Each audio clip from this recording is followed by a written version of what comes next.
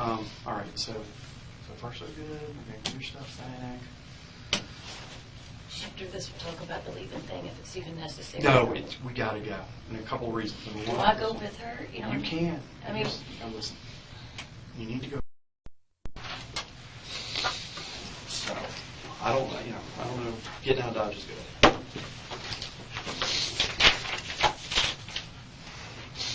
We go, we ready? Yeah. Okay. You go by Mercedes, right? And what was your first name again? I've got it written somewhere, but what is it? Delynda. Spell it. Capital D-E, capital L-Y-N-D-A. And your last name was Aguirre, A-G-U-I-R-R-E. All right. And do you have a number you can be reached at? 661-7894.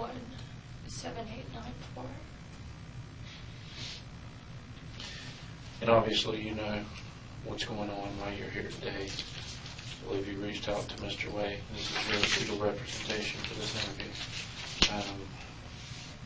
I'm the lead investigator on a case involving, is this your boyfriend, or what is your current relationship with Walter or Cole?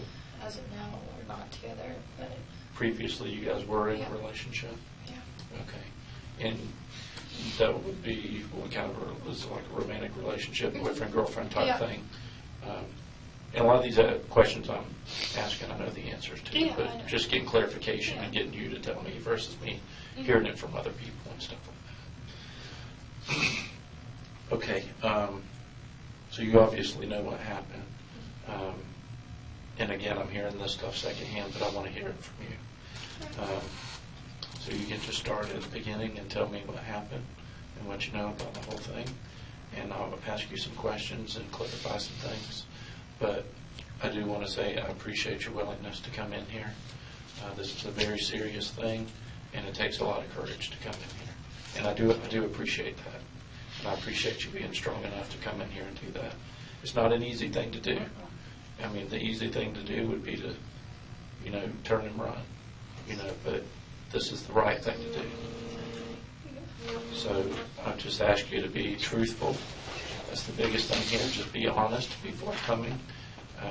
If you don't know the answer to a question, it's okay to say I don't know. Don't feel like you have to answer something the way I want it answered. Okay? So let's just start at the beginning and tell me what you know about the incident and what occurred, what was relayed to you, everything. He had called me, I believe it was Sunday morning. Okay, and this is Sunday morning. Cole? Yeah, Cole. And this is, do you know his real name? Walter Colson Rayborn. Okay. I think you should go through this. It helps when if you know everybody's full name, you can just tell them the full name all the way through so you can keep the names straight. I know it's hard. And, okay, and he's your boyfriend. He called you Sunday. And I think it was around 7 in the morning when he called me. And he had told me... What number did he call from? His cell phone number. And Do I don't you have know. that? I have it in my phone. I have it. I don't know it. We have some text messages back and forth if you're going to... I told Jim I had to if you wanted it. Okay, yeah. Is that okay? Absolutely. I got it right here. Should, can I get a consent form? Absolutely. Whatever you Can I want to get a do. consent form? Yeah. I have them look at pertinent stuff. Yeah. 459-7803. This is the one I had from weeks ago, if it's not Okay, changed. that's the same. Yeah. And if there were some threats on there that he had made to her previously that had gone back and forth, I didn't know how much of that you needed. Okay. And he had texted her some threatening information prior to this whole thing happening. Okay. I do want to address one thing. There's two ways we can get information out of a phone. We can either do what's called a cell brag report, which extracts everything, or we can take digital photos. Is there anything that you don't want us looking at on your phone? I would say just pictures that me and him have sent back and forth to one another. And really, there's just one on there. Is there anything in those pictures that would be pertinent to this case at all? Nothing like Nothing that? at all. Okay. Can you delete that photo before we give him the phone? No, because it's like on it. The way the iPhones are now, like you can go back and it shows what you've sent, no matter if you've deleted it or not. All right, we'll figure something out. I mean, that's, They're not going to be looking at your.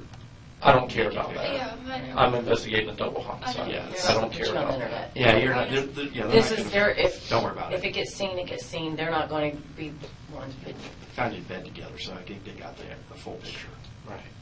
Are you okay with that? Are you okay with me Yeah. getting that information? Let me go get a consent form. I'll have your attorney look at it. It's our standard I know form. it's not a problem. So Don't worry about it. just for her peace of mind, Yeah. I'll grab that real quick. Yeah, they're not going to be putting.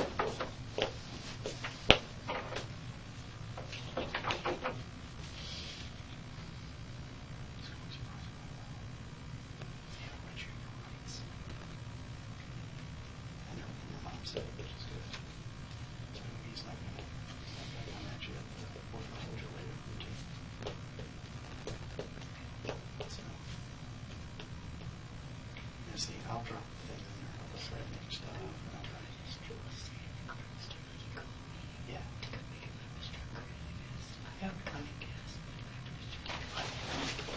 Tell them everything. Just lay off. Sex hours. I do. You know what I'm talking about. Just don't get into that. You want to look at that before I fill it out? Does this thing have a password code on it? And what's the passcode? It's Is it a thumbprint? it's a thumbprint, but I've got an access code. But it's just the number. It's the center numbers all the way up. So 0850 0852. Yeah, that's what it would be.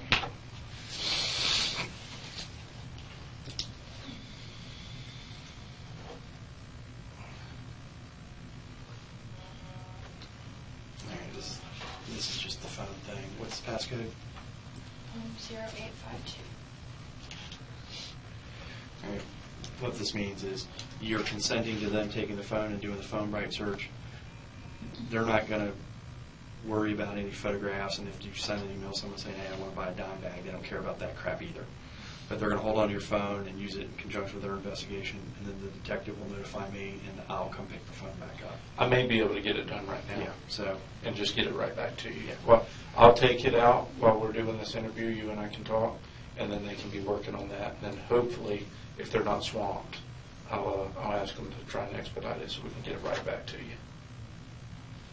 I can't guarantee that, but I'll do my best. if all else fails, I'll come get it. All right, there you go. Yeah. And then you can obviously find the text through his cross-reference his number.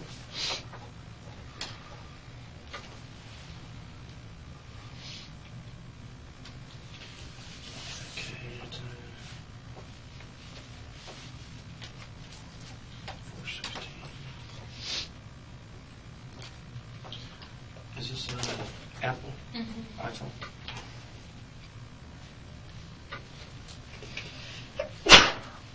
Bless you.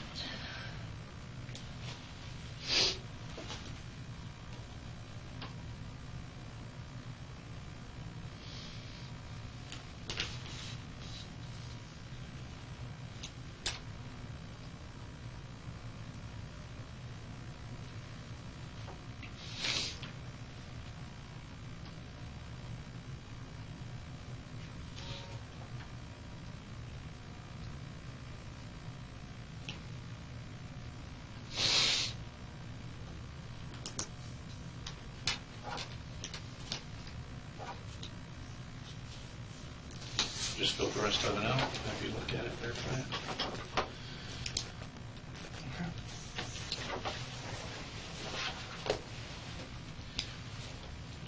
Did you disable the thumbprint, or is this just it will it? Yeah, whenever like you do it, it'll come up and it'll ask for like thumbprint. But if you just swipe this way, it gives you the option to do the code. Okay. So you don't have to have. That's why it gives you either or. Got it. Put that on there. We're ahead of the game. Let me see if I can get some ideas. I got it. Right there. All right.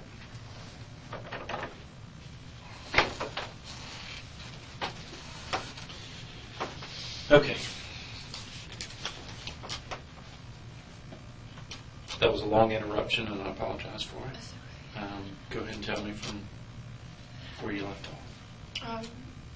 He had called me around like 7 o'clock in the morning, and when I answered the phone, he was acting like very frantic, and he wouldn't tell me what happened. And he said, I just need to come to your house. I'm dropping Brandon off at his house, and I'm coming to yours. And I said, okay, well, why don't you tell me what's going on? He's like, I can't talk on the phone about it, but it's something really, really bad. And I said, okay. And then it actually took him a couple hours to get back in touch with me. And then he finally called me when he was in Havana, and he had called me and said that he ran out of gas, so I needed to come into Havana and come get him. So I drove into like the middle of Havana, and when I pulled up, he was pushing his truck up into like a parking lot. And I got out of the car, and I went to him, and I was like, what's going on? And he got out of the car, he didn't have a shirt on.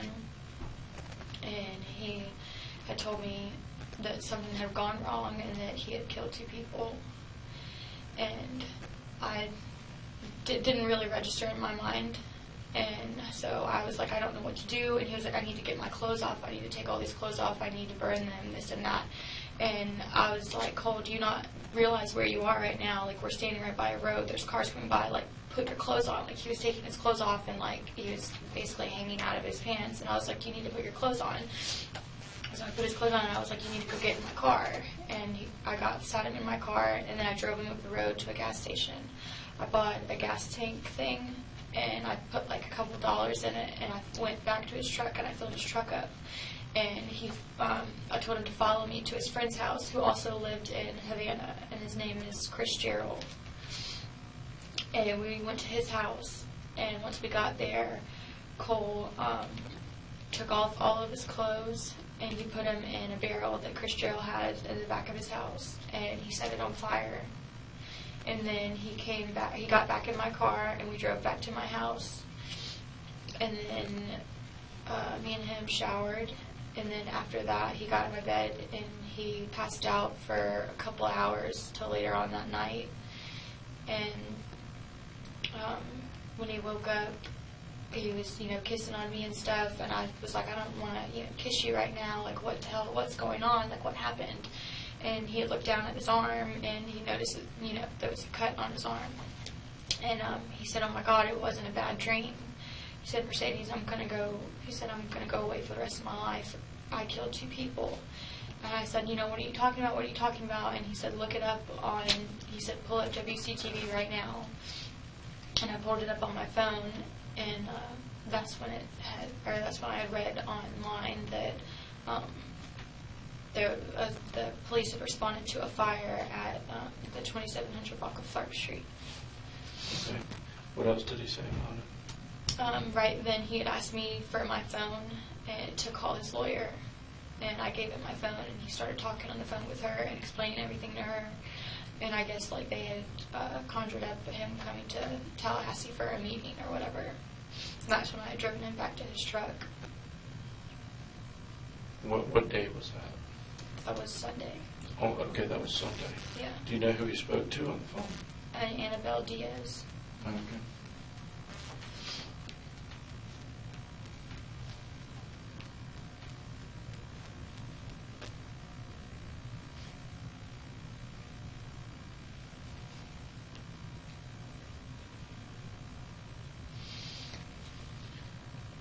Does he give you any more details than what you've told me of maybe something that only he would know, something that's not necessarily out there, public record at this point? Later, not like right then, but like through the next course of the days, because when he was first telling me about it, he had said it was these 2 random people that he had shot that I know.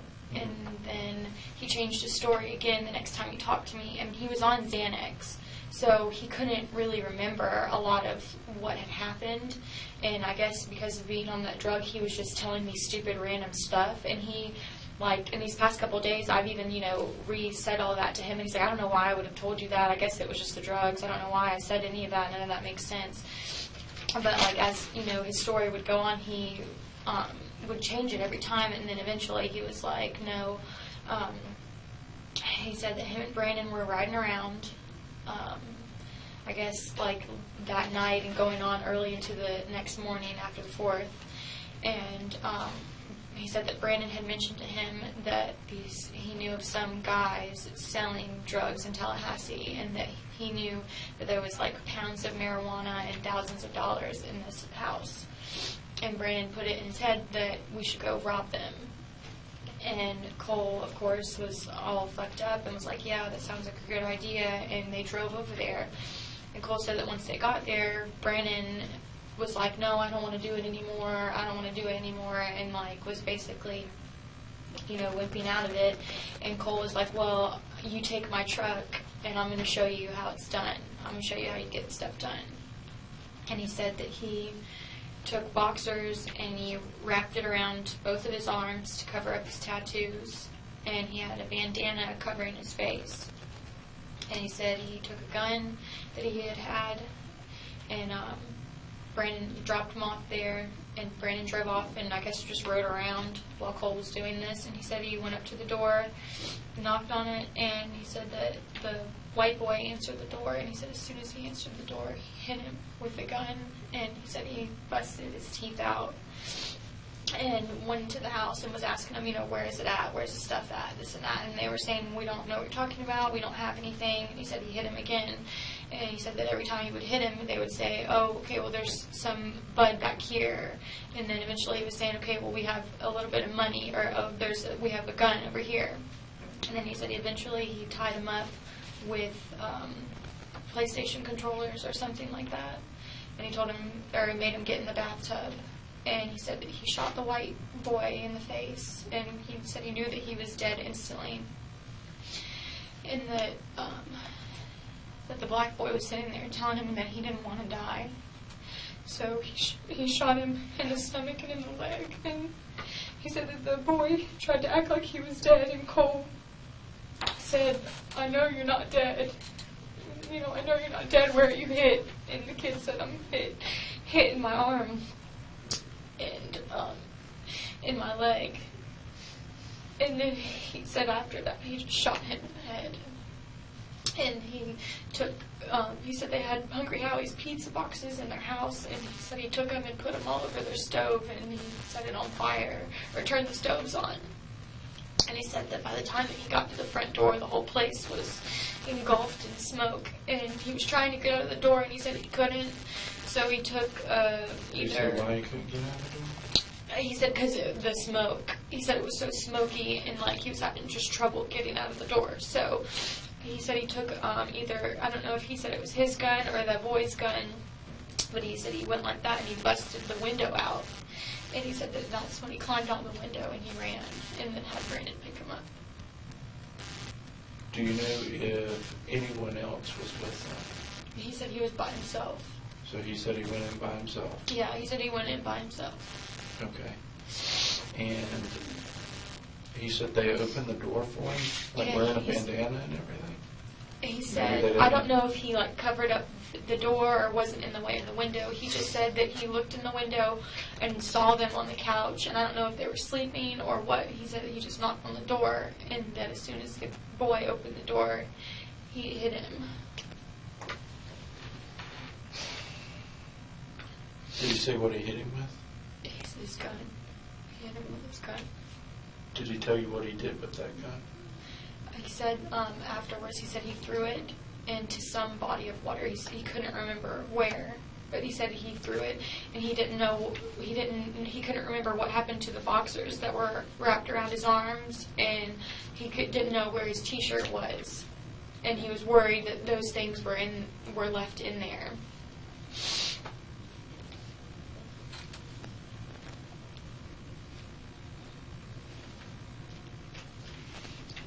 He didn't say anything else about where he threw the gun? Mm-mm. And go over with me one more time what he said about what he did while he was in there. You said he would hit them and they would tell him where some more stuff was. Yeah, like he said he hit him and was asking him, like, where's the stuff at, like the drugs or like any money or anything. What all did he take out of there? He said What did he that get? he said that the boy had showed him told him that there was marijuana in the back, and And, he hit him again, and then he had pulled one of, I don't know whether it was the white boy or the black one, but pulled money out of his pocket, and all he took was $230. So that's all they had.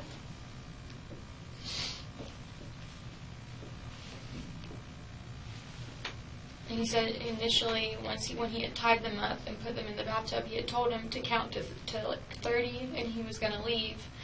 And he said that when he had done that, he had turned a certain way, and he said his bandana fell off of his face, and they saw him. And he said that's why he initially killed them, because they saw his face. And he said, I had to kill them because they saw me. And people, when they say, I'm not going to tell you, I'm not going to tell who you are, he said that they never do that. So that's when he immediately shot the white boy. And then that's when the rest of everything else happened. Did he say how many shots he fired? Or did he talk about, you said something about the victim's gun? Yeah, and I don't know if he shot them with their own gun or his gun. Or But what did he say about it? Because you mentioned it. You mentioned something about they told him where a gun was or something. Yeah, I think he said the black boy told him that there was some kind of silver gun that was theirs, and he had took it. And I think that he said that he hit one of them with it. But I don't know if he shot them with their own gun or with his gun or both.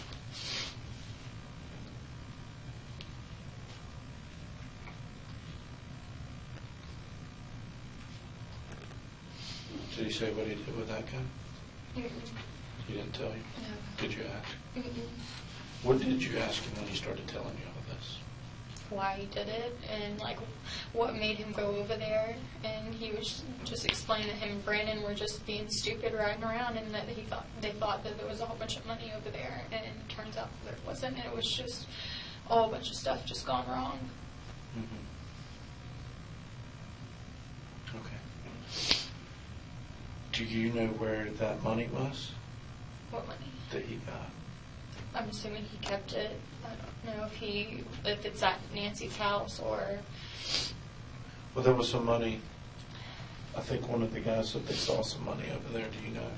There was money there, like this morning, yeah, and he was trying to get me to get it for him to put on like his account or something to buy him a sweater. That's what he asked me to do. Jail. Yeah, his canteen.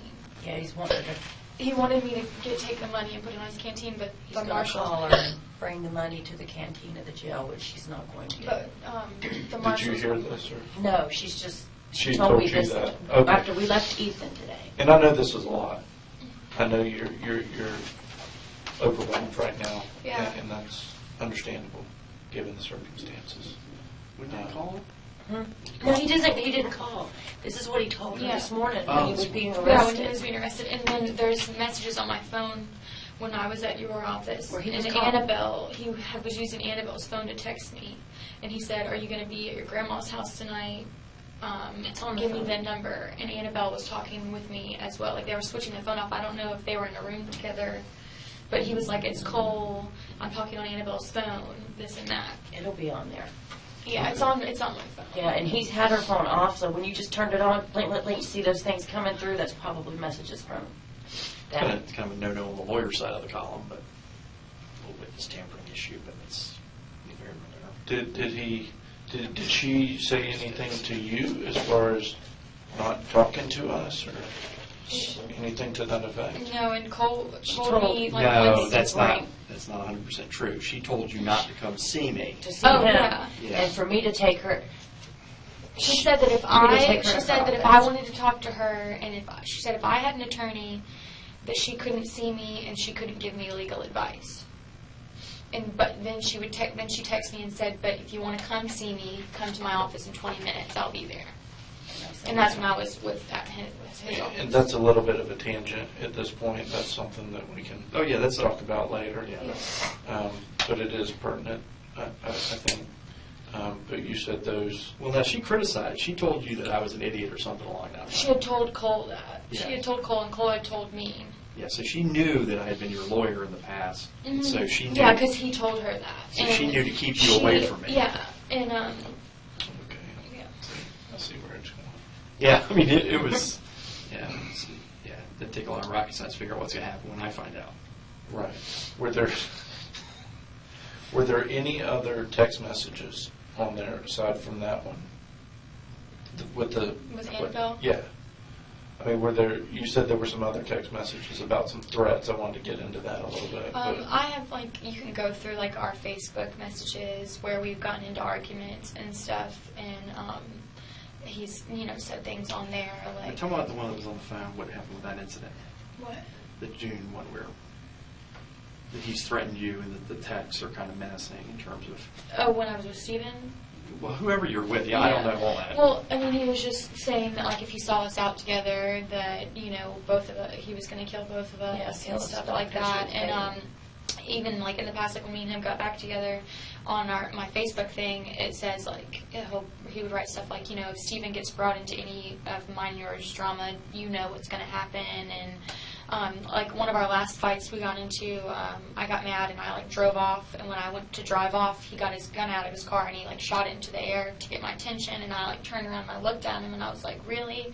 And then I just went ahead and I drove off, and I guess he thought that I was going to go to the Havana Police Department because it was right up the road, but I didn't. I just went straight home. And so I guess he was freaking out himself, and that's when he messaged me, and I have messages on my Facebook where he was like, what are you doing? Where are you at? I'm right behind you, just so you know they can't help you.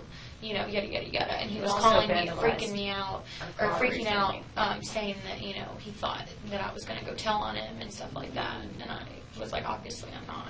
And this was from the previous incident, that this was not part of this? Yeah, this was before this. Just establishing a pattern. Yeah. But tell him what he told you on Monday. Don't tell about what's going to happen. The people that have called you. Then I was going to get to that. Yeah, I'm sorry. Yeah. Well, he just has been saying this for the past couple of days, just as an understood thing that if I were to tell anybody or testify against him or anything like that, that what happened to those boys would also happen to me. And he said that to you verbally? Yeah. Or was that a text message? He said it verbally to me. And where were you at when he said that? We were in his car. We were at his grandmother's house. He's been saying it to me since the incident occurred. And he's also said it to Brandon, and he said it to Charles, which was the other person that I know knows about. Who is this Charles guy? Charles Reagan is one of his friends who was at the house, Chris Gerald's house, where we were when we were picking his truck up. And Charles was coming outside, and he was could tell something was wrong on Cole's face. And Cole's like, I don't want to talk to you, Charles. I don't want to talk to you. And Charles was drunk, and he just kept badgering him. And real quick, Brandon Chisholm, I think that's his name. Chisholm, CHISLM or something like that. It might be pronounced Chisholm with a silent L, but I know that has an L in it. But he was the one that was with Cole the night. He's the one that was went with there Cole. with him. Yeah, but he dropped him off there, went and drove around, and then came back and picked him up. And then Cole took Brandon home, and then that's when Cole was calling me freaking out. And then I had also called Brandon that morning asking him what was going on, and he was acting like he didn't know anything. And was just telling me, Mercedes, if anything happens, just know that Cole was with you the whole time, right? And I said, what are you talking about? Who said this? I'm sorry? Brandon Chisholm. Okay, so he was trying to tell you what to say. Yeah. Because I was calling him. I said, Cole keeps calling me, and he's sitting here saying it's 7 o'clock at night, and it's 7 o'clock in the morning. What's wrong with him? What have you guys been doing? He goes, nothing. I don't know what's going on. Cole, he's crazy, Mercedes. And he goes, all I know is he's coming to your house, and if anything were to happen or if anything gets brought up, he was with you the whole time, okay? And I was like, what are you talking about? He's like, just he was with you the whole time, okay? And I said, yeah, okay. Can you describe Brandon to me? As far as what he looks like. Do you happen to have his cell phone? Do you have his number? I think I do have Brandon's number in my phone. It's in your phone? It's in my phone, yeah. And is it a local number, or do you know any? I think it's a 661 number like mine. It's 850-661 something. And he lives off of Highway 20. Shocking. Tell him about what you had said about him wanting you to contact the gang and do a text to him.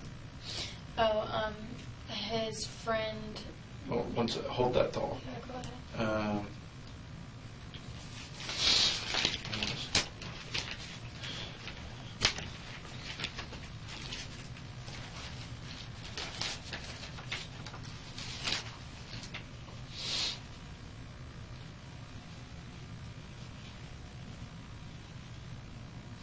said Brandon's number was a 661 as well. I believe it is. If I were to say the last four, would you recognize I it? wouldn't. Okay, I'm not going to worry about it. I could probably figure it out. Yeah, he's in my phone under Brandon. Just Brandon. And he's the only Brandon in my phone that doesn't have a last name.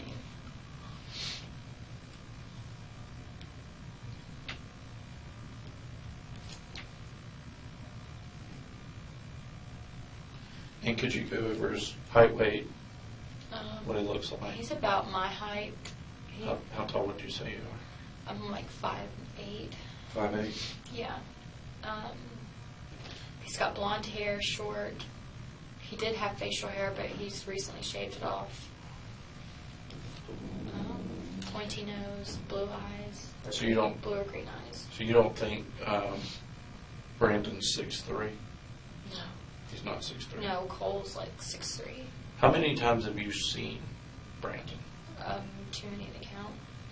If I were to show you a picture of him, you could easily identify him off a single photograph because Yeah. he's known to you, Yeah. correct? Okay. Let me get a photograph of Brandon, and I'll see if you can say, yeah, that's the guy. Okay. All right. And I'll check the status of your phone. But let me have somebody else get that photo, Mm-hmm. and then I will talk to you about the other text messages or I'm something. wanting her to text a gang of people. The Nation. Okay. Tell me about all that. Yesterday, Cole was telling me that his friend Tyler, I don't know his last name, but his name's Tyler, and I have a picture of him on my phone, actually, that Cole sent me of him. And I don't know, he's somewhere down south right now, but he's coming back up here soon to Is live. he from here? Or? I'm not sure, but he just recently got released from prison last Tuesday or the Tuesday before. And he told Tyler that, if anything were to go wrong within these next couple of days, and if anybody were to go testify, meaning Brandon or Charles, that I was supposed to call him and tell him, 21212, which is their whatever code for, shit's hit the fan or What is whatever. it? What is it? 21212. 21212 is a code. Yeah, it's like their thing of like, I don't know, they say it to each other every time they get on the phone with one another. They say like 1488, and it's all this stuff that he has tattooed all over his body, and it's like all things that mean something to them, and with numbers and letters, and it all, I don't know what it all fucking means, but, means something to them. But I was supposed to call him, tell him that, and he would know by me saying that he was supposed to come up here and either kill Charles, Brandon, or even if something had happened and that was still related to him, maybe me, and he said that all I was supposed to do from that point on, if that was going to happen, Tyler told him all I would have to do would buy him a bus ticket to get up here. But he never gave me Tyler's number or anything to call, but I'm assuming that, he thought that I guess he was going to give it to me from some point on. But I never got the number from him, so I don't know his number. But I do have a picture of him on my phone.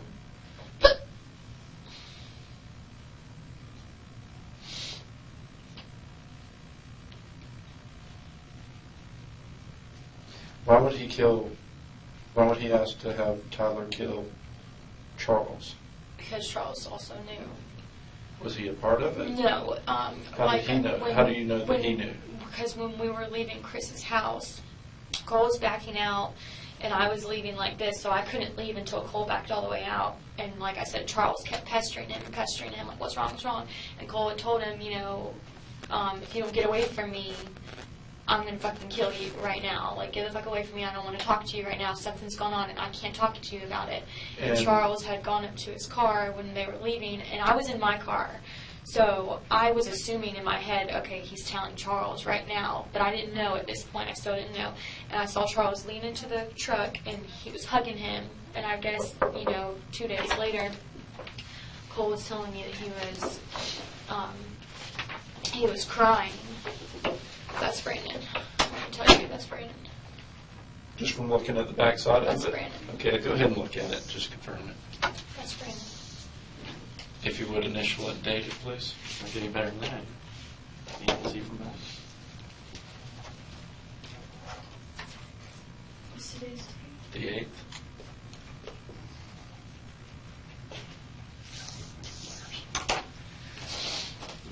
And now he doesn't have that facial hair. He shaved it off. Clean shave. Okay. So,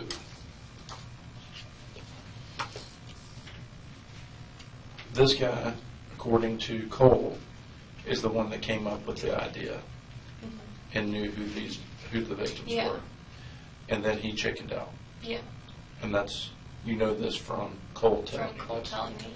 Okay. And also because after everything had happened, we had gone over to Brandon's house to get the rest of Cole's clothes, and Cole was sitting there retelling the scenario of what happened inside the house. And Were you Brandon telling that to Brandon. And this, and where Brandon- did this occur again? I'm sorry. This happened at Brandon's house, which is off of Highway 20, off of a road called. Was this while you were there or you weren't there? What do you mean? You were there to hear this? Yeah, I was there listening to Cole tell this to Okay. Brandon. And this was Sunday or Monday? I think this was like Monday.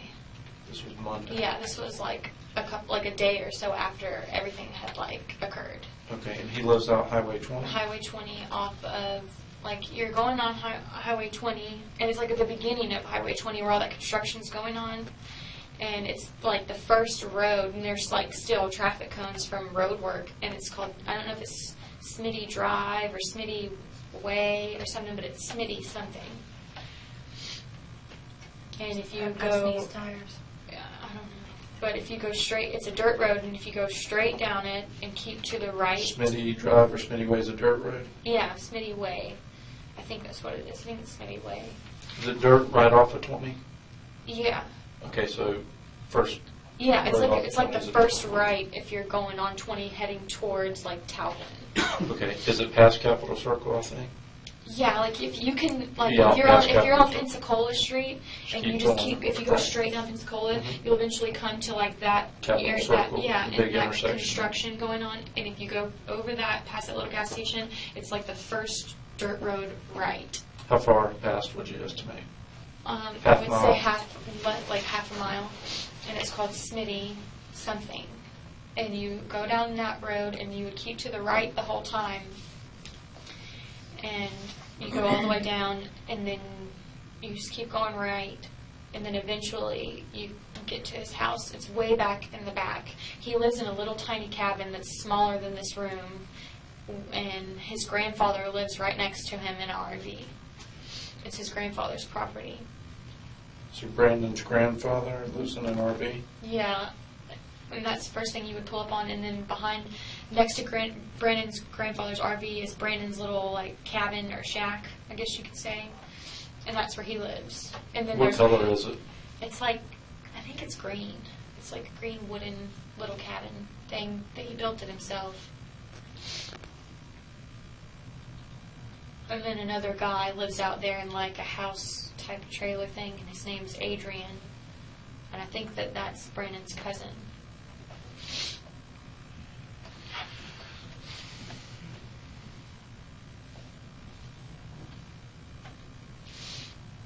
What does Brandon drive? He doesn't have a car.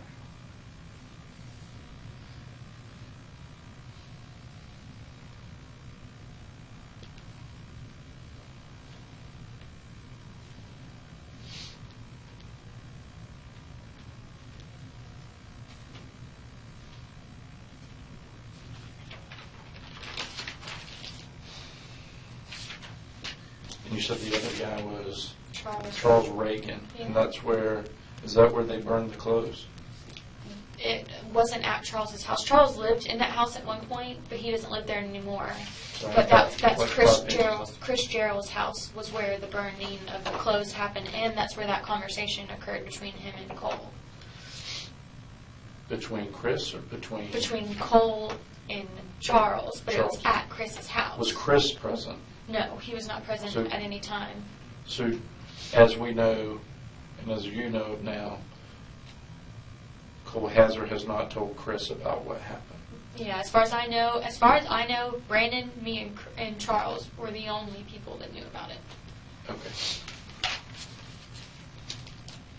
And just reiterating, Brandon was the only other person involved in this as far as what Cole told you. Is that a fair statement?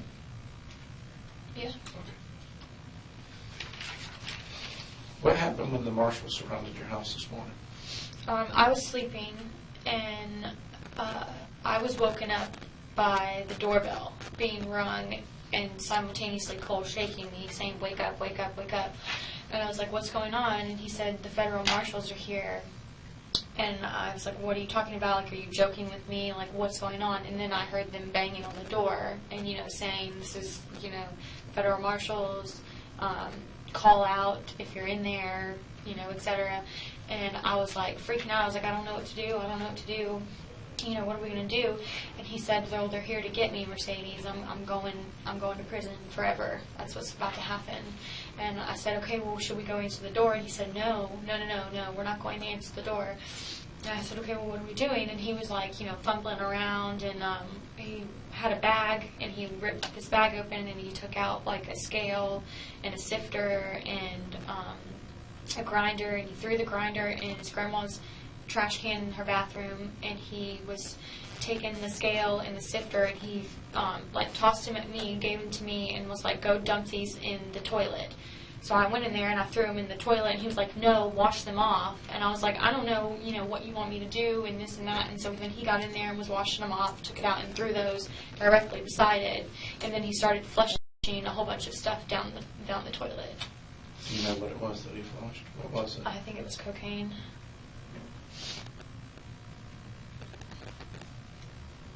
Did he have any Xanax in there, in the house? No. That you know of? No, he had bought Xanax on July 3rd, and he was buying one for me because my arm was all bruised up from when me and him had gotten into an argument, and he had grabbed me. And I was supposed to get pain medication, was going to take one of my grandmother's that morning, and I went to get her prescriptions filled, and they wouldn't fill that one prescription. So that's when I had asked him if he would bring me, something. And he was like, "Okay, I'll bring you a Xanax." And then when he got to my house later on the night, he was all fucked up on them. And I got mad at him, and I was like, "Why are you taking them? I'm taking them because I'm physically hurting, and I don't even want to take them. And you're sitting here taking them just to be fucked up." And, of course, we argued again about, why is it okay for you to take something but not me, and whatever. And I said, "How many did you buy?" And he said, "I bought 100 of them." And he had showed me a little bag, and he had a little ball of just nothing but like little skinny bars like that. And I guess, over into the next day, I had invited him out to my aunt's house for the 4th of July to go swimming with us. Okay. And all day he was, texting me, I'm coming, I'm going to be out there. I was texting him, where are you the whole time, and this and that. And when he finally got there, he was, fucked up on them again. And me and him had gotten into another argument. This was during the daytime? It was in the afternoon. Okay. Yeah, in late afternoon. Was the sun still up, or was it down? It was going down. It was probably around, and you can check on text messages. It'll show probably around 5, 6 o'clock, sun going down. And then I went with him to Sunset, I believe. And at this point, I had drank a little too much, and I had bleeped out. So I don't really remember a whole lot about going off with him somewhere. And I came to in the car with him, and we were still arguing, and he was like, "I don't think I can do this with you anymore," and blah, blah, blah. He's like, "I just need to go be by myself. I'm going to go hang out with Brandon, and you go do your thing with your family, and I'll see you later on tonight. I'll come home," meaning coming back to my house. And where do you live? In Havana. Okay. And that's when, he wouldn't text me, he wasn't responding to anything, and I was okay, well, I'm just going to go home. And he was, messaging me. What time was this? This was late into the night, probably around 9:30ish, 10. Mm-hmm. And because I remember, I think I was in my bed by 10:30, because I was like, I'm just going to go to bed. And we were arguing so much, and he was being all pitiful because of the Xanax. And he was like, "I'm just going to go take the rest of these that I have, and I'm going to go drive down I-10, and whatever happens, happens." And I was like, don't do that. I wish you would just come home with me and stop being a freaking asshole and stop taking these damn pills, because they're making you act weird and crazy, and like you're just not being you, and like you don't care about anything. Like he had no care for my emotions and nothing. And I was like, no, we just can't be around each other right now. I'll just see you later. I said, okay, and then I just went home and I went to bed, and then that's when I started waking up, which was Sunday morning at 7 a.m. with him calling me, and we got into an argument on the phone, and he was like, I was like, why are you acting like this crazy? I was like, it's 7 o'clock in the morning, Cole, because he's like, why are you still asleep right now, this and that. I'm like, what are you talking about? It's 7 in the morning. Why are you not asleep? He goes, no, it's 7 o'clock at night, Mercedes. I'm like, no, it's not. It's 7 o'clock in the morning. I was like, I don't know what fucking time frame you're on or what, but the pills have obviously are messing with you. And that's when I got off the phone with him, because he was like, freaking out and stuff, and I called Brandon, and I was like, what the hell's going on? He goes, oh, I don't know what's going on, I haven't seen him in a while, he's going to come to your house, though, and just so you know, he's been with you, if anything happens, if anything said, he was with you, alright? And I was like, alright.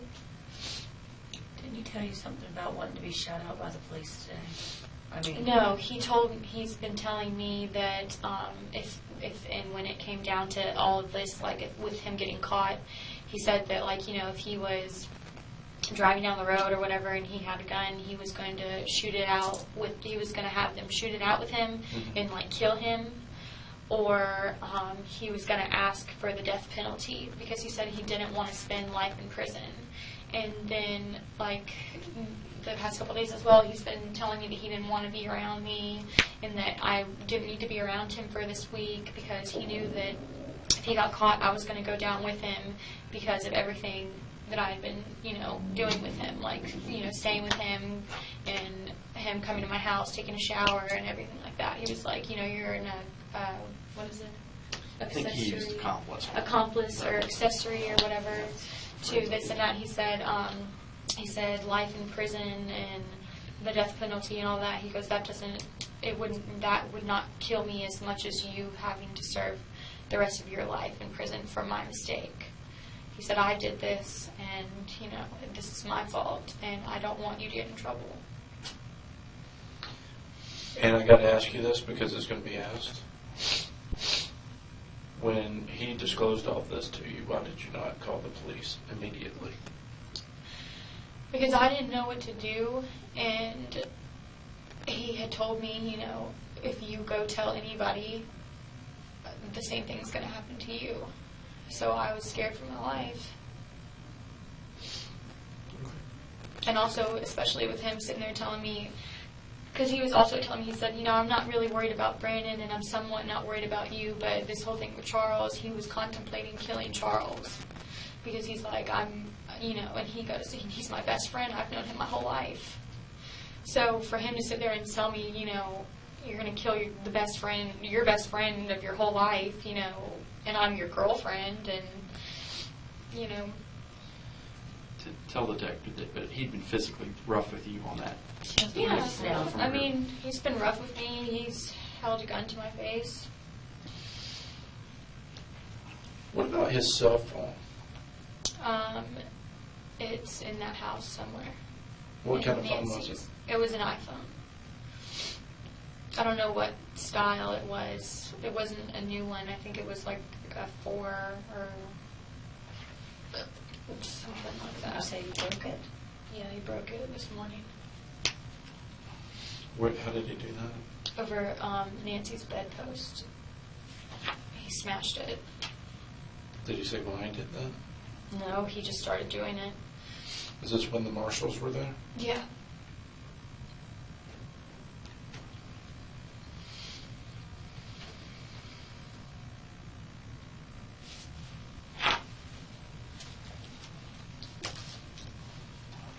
I'm trying to think. I'm wondering if your phone is done. Let me go check the status of it.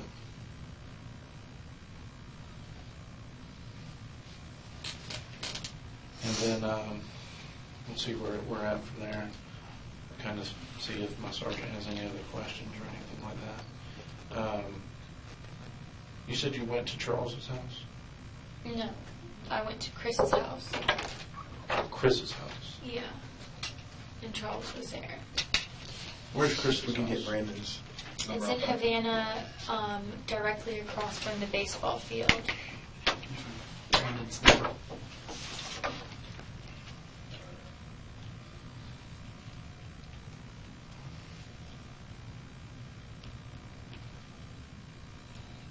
Six Oh, wait, one. wait till he's ready.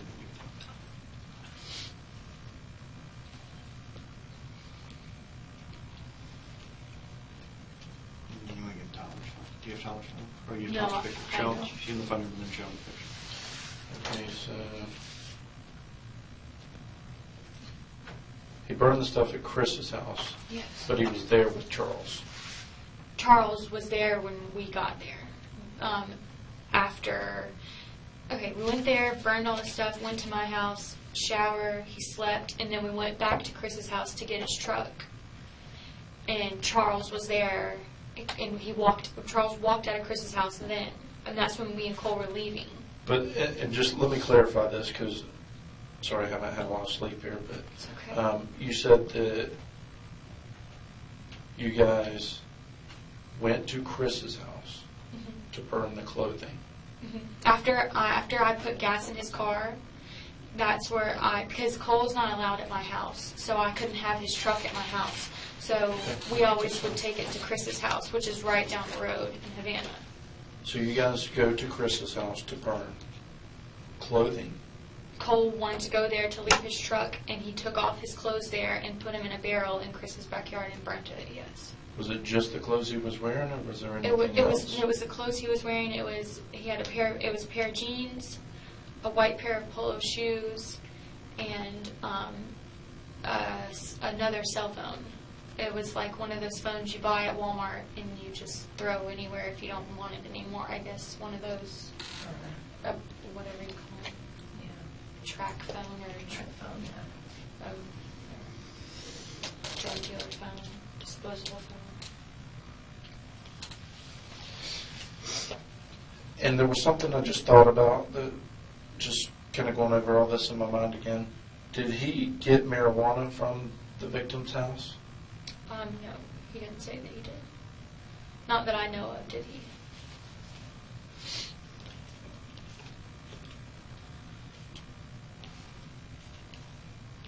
He just said $230.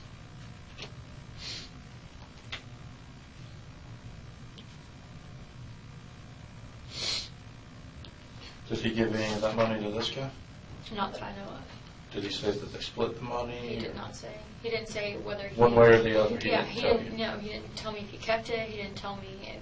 None of that. He just said that the kid pulled $230 out of his pocket and said those kids lost their lives over $230. Wow.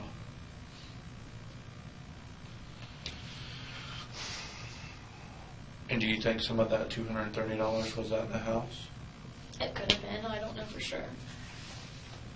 All right. Let me go. Do you need Brandon's number, the rest of it? Yeah. That's 661-2518.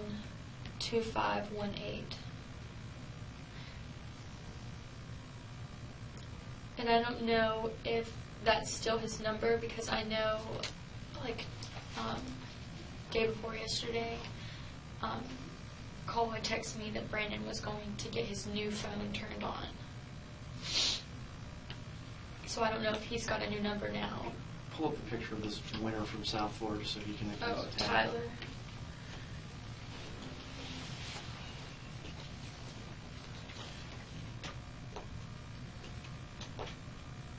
Did Cole tell you? Cole's in the white and Tyler's in the black.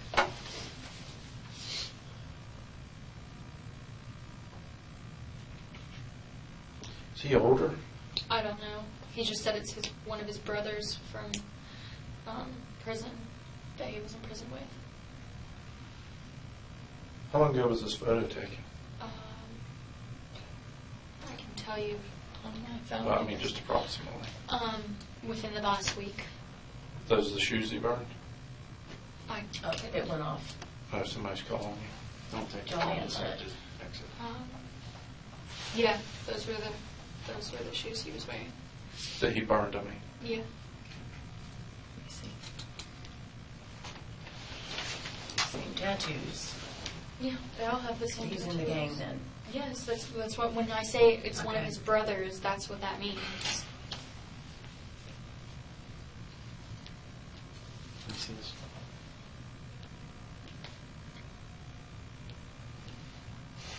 And that was the day that he got out of prison. Cole went to meet him somewhere. How long have you been dating him? I would say on and off since the end of March when he got out. Okay. Did he ever discuss with you why he got his tattoos or anything like that? His gang that he was in, it was affiliated with inside prison. Did he ever tell you that he was forced to get those, or did he do it on his own free will? Or did he ever talk about that to you? Yeah, I mean, he said that there was this guy named Sandman, that's what he went by, that took him under his wing when he first got in there, because when he first got in there, he was beat up to the point of, like, passed out, shit on himself and everything by, like, a group of black guys. And he said that once he healed from it and everything, that guy, like, took him under his wing. And, basically he described it as he was brainwashed, into thinking that, that's the way of life and the way you handle things, and that in prison that's how things are. You either get down with them or you lay down, meaning, they're going to run your life. And he decided to group up with them because, he was white and they took a liking to him. And he had no, wasn't afraid to do things for them, I guess you could say. And I guess whoever the black guy was that beat him up when he first got in there, he said that after he was healed up and was affiliated with them, that was his first job, was to go, get revenge of that. And he went and stabbed and killed that guy in prison. The Sandman guy did? The Sandman guy had, told Cole to go do that. Cole And did it? Cole did it. Yeah, Cole Cole did it. Yeah, that's what he told me. And he says that he's, stabbed multiple people and killed people in the chain gang. That's what he calls it. Mm-hmm. Before I forget, we need to find that burn barrel in Chris's house. It's in the back of his house. Do you think Chris would be okay with us going back there and looking at it? I don't know. Okay, that's a question we'll ask him. And if he's not okay, we'll get a search warrant. Did he ever say, did Cole ever tell you about that money he got? Did he tell you, and I may have asked this already, did he tell you who or where he got it from? The money that he has, that was at Nancy's house? Well, both. But I'm talking about the money that he said those guys lost their life over. Did the black guy give it to him or the white guy? Did you? I don't was it? know. I don't know which one of them pulled it out of their pocket to give it to them. But I think he said the white guy, but I don't know for sure. And what about the money that was in the house? Where did that come from? He said that there wasn't anything in there. He said that, with Brandon telling him all that stuff, that's why he's saying it was just everything gone wrong. He said that there wasn't what Brandon said was in there. There was not pounds of weed. There was not thousands of dollars. He said all those kids had was a pistol, a little bit of weed, and $230. And because his mask fell off was the reason why he shot them. He said that when his mask fell off, that the kids looked at each other and then looked back at him with their eyes wide, as if they knew that they were about to die, because he couldn't let them see his face. And did he burn that? Or did he burn that mask? He says he doesn't know what happened to it. He said he didn't know what happened to the boxers that he wrapped around his arms and the mask or his shirt. He said he didn't know what happened to it. And he said, as for the gun, he said, I don't know where I threw it. He said, I just know it was in a body of water. And he said he thinks that it's in the lake that's in front of his house. Because there's a little lake pond thing And you'll pass going to Brandon's house. And he says he thinks he threw it in there, but he doesn't know. But he says he knows that he threw the gun in a body of water. And this would have been by Smitty Road or whatever? This would have been on Smitty Road. So once you turn onto it... Once you turn onto Smitty Road, it's like a dirt road, and then you're going to have a couple of like forks, but you're going to stay to the right the whole time. If you stay to the right the whole time, you will end up in Brandon's grandfather's land, which is all the way at the end of it. And you're going to pass like a couple of houses, little trailers, and things like that. Who's that? I don't know. I have like a million missed calls from completely random numbers. Probably. Okay. But this pond, this body of water, they're going to be able to find it? If they were to Well, look yeah, at so it. I don't know, Here's my assuming question. that it's in that. Have you ever gone down there to this guy's place? Yeah, I know where it's at. So if you've gone to his place, do you pass a body of water? Is it something you could throw That's from your what I'm vehicle? saying, yeah. Yeah. Or did you get out of the vehicle and You like would, chuck it? I think or you could stay in your car and throw it in there, yeah. It's like a retention pond or something? How big is it? Is it like a It's- pond or a puddle it's or like- a lake? I mean, It's like a pond, I guess you would say. Like a runoff pond. Like what's in front of Granddaddy's house, like the big house. It's like a nasty little algae Is filled there thing. runoff Like you wouldn't to want to sewer? swim. You wouldn't want to swim in it. Yeah. Yeah. Sounds like LCSO's going swimming.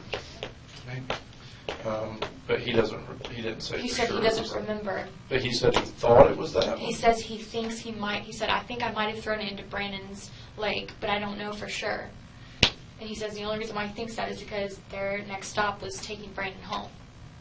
After everything occurred, Brandon was so scared, I guess, that Cole just took him home. So they drove Cole's truck to go do the robbery. Or did they drive? They were in Cole's truck, yes. And then once they got there, Brandon got scared, wouldn't do it. Cole said, okay, you take my truck, you go drive around, and I'll call you in 10 or 15 minutes. And Cole went in there, did what he did, came back out, and then called Brandon, and Brandon came and picked him up. And then they went riding around, and then Brandon took Brandon home. He took Brandon. Yeah, he got back in. And then his truck ran out again. Well, actually, no, I guess Brandon would have drove home because he said he was sitting in the passenger seat. But they were driving Cole's truck. Yeah, Cole's grandma's truck. The white one. But then he ran out of gas in the truck. After he took Brandon After home. he Yeah, took in him. Havana, he ran out in the middle of And that's Havana. when he called you. Yeah, that's when he called me. So I think I'm caught up with everything. Was there anything else you had that she told you that we No, haven't but- covered here during this interview? No, that's only the thing about the guy with the Aryan Nation nonsense.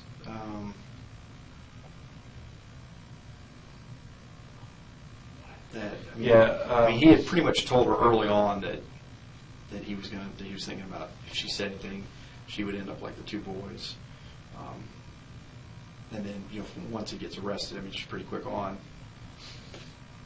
coming to Jesus. And the reason I asked you about the tattoos and stuff like that is because somebody had kind of said that people forced him to do it and that he was ashamed of them and blah, blah, He blah. was ashamed of them. He wanted to get a lot of them covered up. When me and him first started being together, he actually called the heads of, I guess, because the way it works, it's all Did he get them on the sergeants. inside? I guess? Yeah, he got them in Okay. prison. They're all pick and poke or things like that.